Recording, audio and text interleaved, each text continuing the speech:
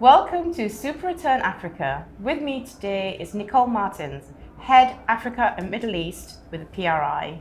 Welcome, Nicole. Thank you very much for having me. So tell me, what does impact investing actually mean? Well, that's a great place to start because I think it's something that people get wrong a lot of the time. Impact investing, in its pure definition, is all about the intention of your investment. So impact investing is about its investment that seeks dual return. So financial return coupled with some sort of impact return, which can be social or environmental. But it's a specific mandate where you're looking for both returns. And how extensive is impact investing in Africa? Is it gaining traction? So there's some people that would argue that any investment you make in Africa is an impact investment, and to a certain degree they're right. But for the most part, impact investing in the African continent is actually still growing.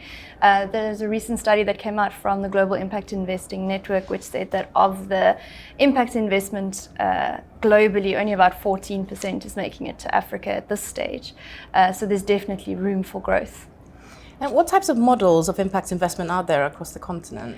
Okay, so the way that you can approach impact investing, just like with any other impact or investment approach, ranges from sort of more traditional models where you are just integrating an additional return into your requirement, all the way through to focused investments on social enterprises or projects or companies that have a specific positive impact in their product or service. So there's a range that are employed at the moment.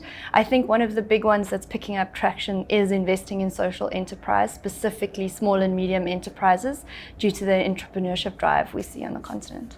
And what challenges does impact investing face? So many. So one of the big ones is what we open with is just the definition of what is an impact investment, because there's a difference between an impact investment and impactful investment. And then, the difference between responsible investment, sustainable investing, green investing, ethical investing. It's a bit of an alphabet soup with all of the acronyms that are thrown around. So I think that's a challenge because it dilutes the entire concept. And then another big one at the moment is the issue of impact measurement and monitoring. Because there isn't a standardized framework in place for how you identify material impact, how you measure it, the targets you might set, and then how you manage that impact. If you want to become an impact investor, if you want to be an impact investor, one of the biggest challenges you're going to face is how do you decide what impact to measure and how you measure that. And with these in mind, what does the future look like for impact investing? I think it's only going to grow. So at this stage, at PRI, we work with responsible investors, and impact investing is a subset of responsible investment.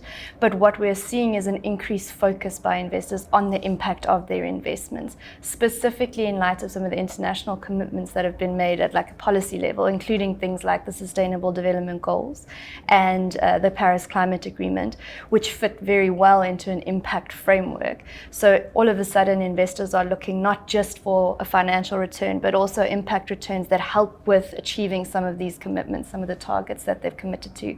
So it's only going to grow, and I think that investors who are on the front foot of identifying, at least even if it's not their intention to create impact, just identifying what the impact is of their investments and how impact affects the sustainability of their portfolios, will definitely be at an advantage. It sounds fascinating.